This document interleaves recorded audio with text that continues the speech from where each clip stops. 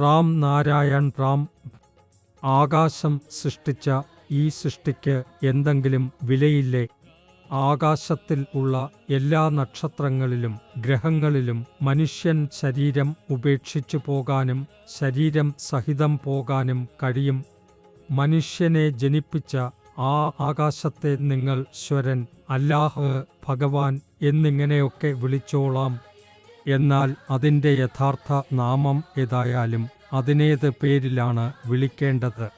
ലോകം ഭഗവാൻ, ഈശ്വർ എന്നു വിളിക്കുന്നത് അതിൻ്റെ യഥാർത്ഥ നാമം അല്ല. മനുഷ്യൻ നിർമ്മിച്ച ക്ഷേത്രങ്ങൾക്ക് വിലയുണ്ട്, പക്ഷേ മനുഷ്യന് വിലയില്ല. ആകാശം മനുഷ്യൻ്റെതും വൃക്ഷങ്ങളുടേതും സകല ജഡസ്രാവികളുടെയും മാതാപിതാക്കളാണ്. അതുകൊണ്ട് മനുഷ്യൻ ആകാശത്തെ ഓർക്കണം. റാം നാരായൺ റാം നമ്മുടെ യഥാർത്ഥ മാതാപിതാക്കളുടെ പേരാണ്. അത് ആകാശത്തിൻ്റെ പേരാണ്. നിങ്ങൾ ചിന്തിക്കുന്നുണ്ടാകും, വിവേകത്തെ എങ്ങനെ തിരിച്ചറിയാം?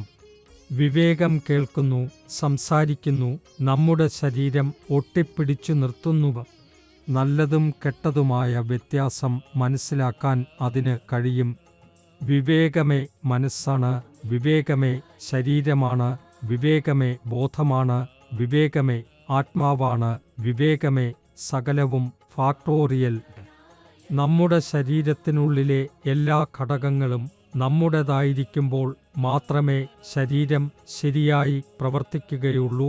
അതായത് ഒരു പൂർണ്ണ പാക്കേജായി തന്നെ നിലനിൽക്കണം. ഇന്നത്തെ യുവജനങ്ങൾ റാം നാരായൺ റാം എന്ന ബീജമന്ത്രവുമായി ബന്ധപ്പെടുമ്പോൾ അവരുടെ ഉള്ളിലായി ആന്തരിക വിവേകത്തിൻ്റെ ഉണർവുണ്ടാകുന്നു.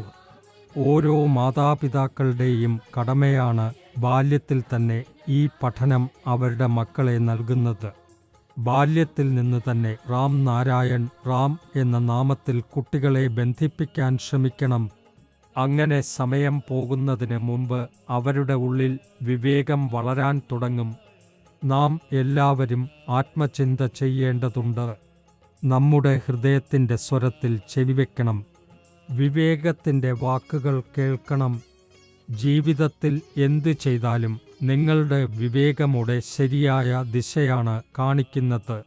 അതുകൊണ്ട് സദാ വിവേകത്തെ വിശ്വസിക്കുക. ഹൃദയത്തിൽ നിന്നും ഉയരുന്ന ആന്തർമനസ്സിൻ്റെ ഭാഷ കേൾക്കുക.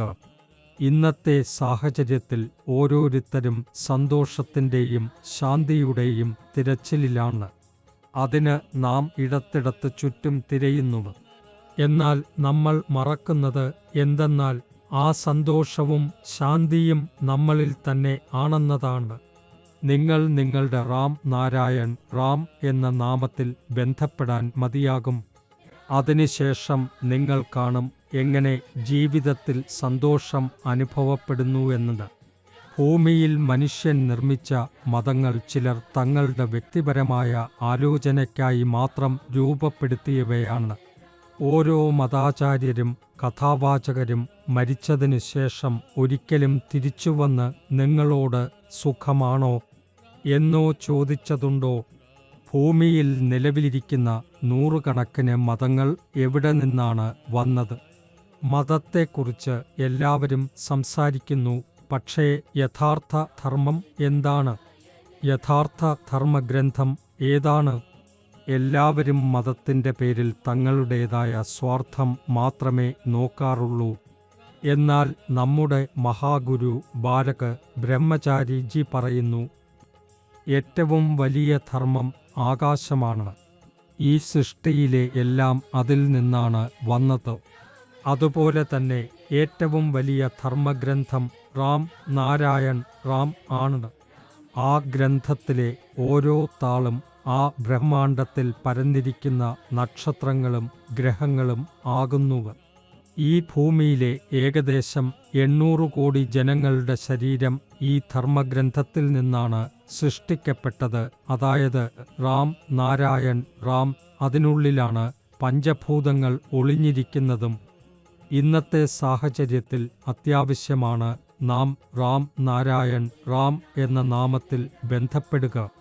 കാരണം നിങ്ങളെ ഉപേക്ഷിച്ച ഈ ജീവിതയാത്രയ്ക്ക് ഒരേയൊരു ശരിയായ ദിശയേകുന്നവൻ റാം നാരായൺ റാം മാത്രമാണ്. ഒരു വ്യക്തി റാം നാരായൺ റാം നാമത്തിൽ ബന്ധപ്പെടുമ്പോൾ അദ്ദേഹത്തിന് ജീവിതത്തെ കാണാൻ ഒരു പുതിയ കാഴ്ചപ്പാട് ലഭിക്കുന്നു. ആ പുതിയ കാഴ്ചപ്പാടാണ് അദ്ദേഹത്തിന് പുതിയ ഊർജം നൽകുന്നത്. അതുവഴി ജീവിതം വിജയകരമാകുന്നു.